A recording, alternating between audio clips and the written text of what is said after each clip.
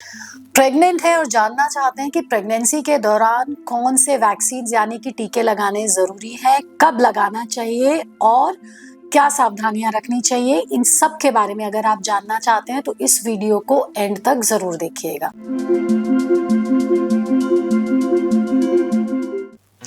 Hello friends, मैं हूं doctor Neeraj Pahlajani, infertility and high risk pregnancy expert.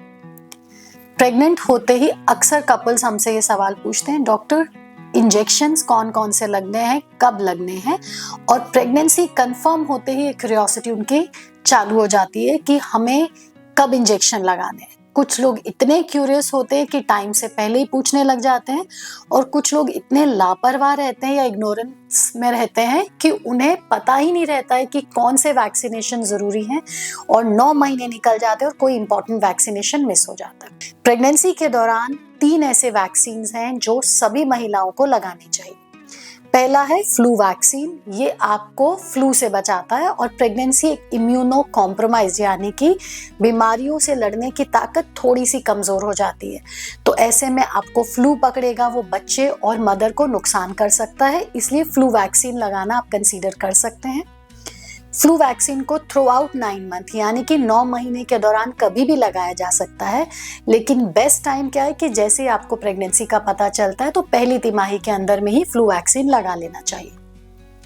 दूसरा जो इम्पोर्टेंट वैक्सीन है वो है आप टीटी, टेटनस या फिर डीटी भी लगा सकते हैं।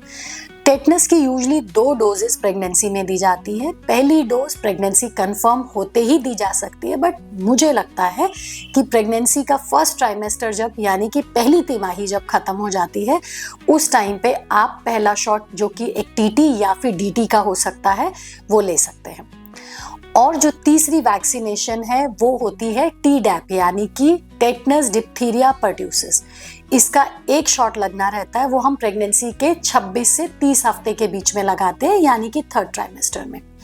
ये मदर को भी और पैदा होने के बाद बच्चे को टेटनस, डिप्थीरिया और पर्ट्यूसिस की बीमारी से बचा करके रखता है, जब तक बच्चा उस एज में नहीं पहुंचता है जहां पे उसे डीपीटी का टीका दिया जा सके। तो ये 3 वैक्सीनेशन प्रेगनेंसी में कराने बहुत जरूरी होते हैं।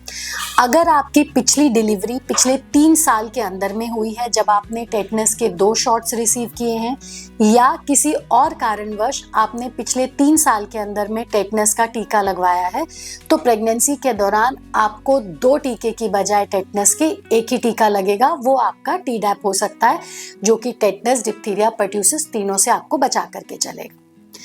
इसके अलावा अंडर स्पेशल कंडीशंस कुछ स्पेशल ज़रूरतें हो जाती हैं, कहीं आपको स्पेशल ट्रैवल करना पड़ रहा है, या प्रेगनेंसी में ऐसी कुछ कॉम्प्लिकेशन हो गई है, या कुछ मिसहैप हो गया है, तो स्पेशल वैक्सीनेशंस जो प्रेगनेंसी में सेफ है वो भी दिए जा सकते हैं। डॉग बाइट, मुझे कुत्ते ने काट लिया, मैं प्रेग्नेंट हूँ, तो क्या मैं रेबीज वैक्सीनेशन ले सकती हूँ? बिल्कुल आप ले सकते हैं। इसका एक प्रोटोकॉल होता है जो कि स्टैंडर्ड प्रोटोकॉल होता है, प्रेगनेंसी के दौरान भी उसे फॉलो किया जाता है। तो अगर आपको रैट बाइट, डॉग बाइट हो गया है तो आप रेबीज वैक्सीनेशन प्रेगनेंसी में सेफली ले सकते हैं।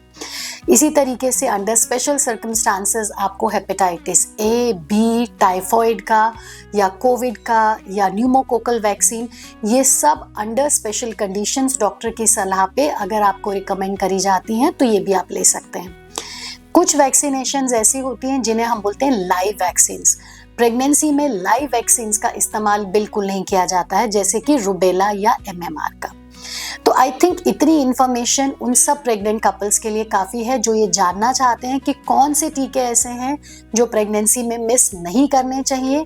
या पेट्स तो आजकल सबके पास रहते हैं, डॉग सबके पास रहते हैं, तो अगर प्रेगनेंसी में आपको कुत्ते ने काट लिया है तो बिना डरे आप डॉक्टर की सलाह से रेबीज वैक्सीनेशन भी कर सकते हैं। अगर आपको मेरे द्वारा दी गई इन्फॉर्मेशन अच्छी लगती है तो आप प्लीज़ हमारे चैनल को सब्सक्राइब करें, कमेंट करें और लाइक करना ना भूलें।